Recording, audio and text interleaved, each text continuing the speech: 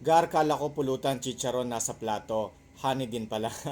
Honeycomb yun, mga beehives, yes. Madaming mga nagme-message sa akin at saka mga nagko-comment. Akala din nila ganyan, chicharon, chicken fillet, fried chicken, pritong isda. Sabi, bakit may pritong isda dyan? Honey inaalok na ito. Tapos pag tinitigan, ay, honey hives pala yon, no? So, hindi lang ikaw nag-iisa, boss. Huwag kang mag-alala, hindi lang ikaw nag-iisa. So, from time to time, meron tayong mga honey hives na binibenta. May mga customers tayong pinapadalhan.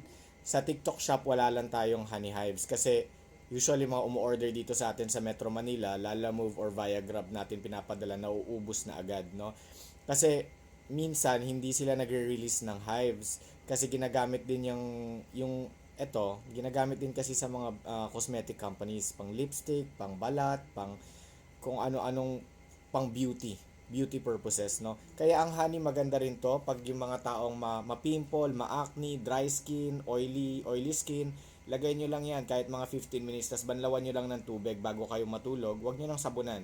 Gawin nyo lang yan kahit mga 3 4 times a week, no? Kasi hindi nyo alam yung mga lipstick, mga cosmetic na mga items ninyo na binibili, may honey products yung mga yan na ingredients sila. I-check ninyo sa mga ginagamit ninyo.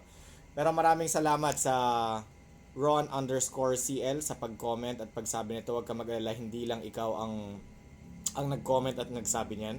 And then promote ko na lang din yung product natin, lahat ng mga items natin na may libreng free lemons, organic lemons coming from Cordillera, same as yung mga product natin coming from Cordillera. We ship nationwide, Luzon, Visayas at Mindanao. Click nyo lang yung yellow basket, makikita nyo dyan yung may mga free shipping, yung may mga discounts, may mga bundle deals.